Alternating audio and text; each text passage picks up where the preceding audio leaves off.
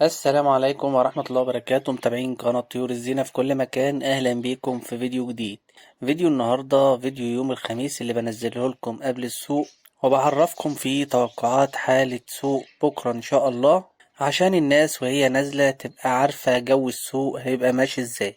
بس في البداية أحب أفكركم لو ما اشتركتوش معايا لسه في القناة تشتركوا معايا، عشان كل جديد القناة بتقدمه وتستفادوا بيه، وكمان عشان دعمكم ليا هو اللي بيخليني اكمل واحاول اقدم لكم كل جديد تستفادوا بيه. بالنسبة لسوق بكرة ان شاء الله يا شباب مش هيختلف كتير عن السوق اللي فات. اللي مطلوب في اللم من التجار طبعا ده بناء على تواصلنا مع التجار، اللي مطلوب من التجار كوكتيل هو اللي هيبقى عليه اللم الاكبر زي السوق اللي فات، والاسعار مش هتختلف عن السوق اللي فات. والروز برضو في ناس اللي معاها الروز تنزل الروز برضو هيبقى عليه لم من بعض التجار، ولكن الاسترالي مازال واقع زي الاسواق اللي فاتت، وهيتلم من التجار ب45 جنيه، واللم عليها هيبقى خفيف. ده بالنسبة للم التجار. فاخواتنا اللي نازلين السوق ان شاء الله بكرة اللي هينزل ينزل بحاجات خفيفة، ويفضل ان انت تبيعها تداول، بالاخص عصفور الاسترالي، لان نزول الناس بكميات من العصافير هو اللي بيساعد التجار ان هي توقع الاسعار. فياريت لو هتنزل تتمسك بالاسعار شوية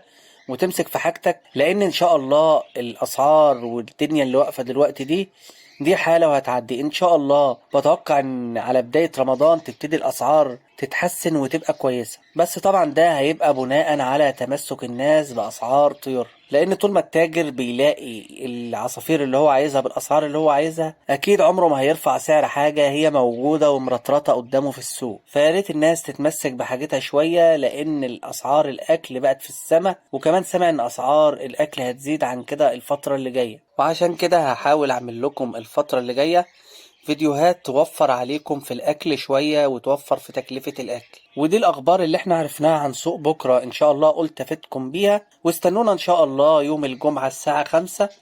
أنا بحاول الفترة الجاية إن أنا أظبط لكم كل مواعيد الفيديوهات اللي أنا بنزلها على الساعة 5 بعد العصر. استنونا إن شاء الله في فيديو السوق بكرة الساعة 5، هنزل لكم تقرير مفصل بحالة السوق، ونشوف لو في جديد أو الموضوع اختلف عن ما قلت لكم كده. بس إن شاء الله التوقعات اللي أنا بقولها لكم للسوق بتبقى 100% مظبوطة. شكرا لمتابعتكم الغالية، واستنونا بكرة في فيديو السوق، ومستني تعليقاتكم اللي محتاج حاجة. والسلام عليكم ورحمة الله وبركاته.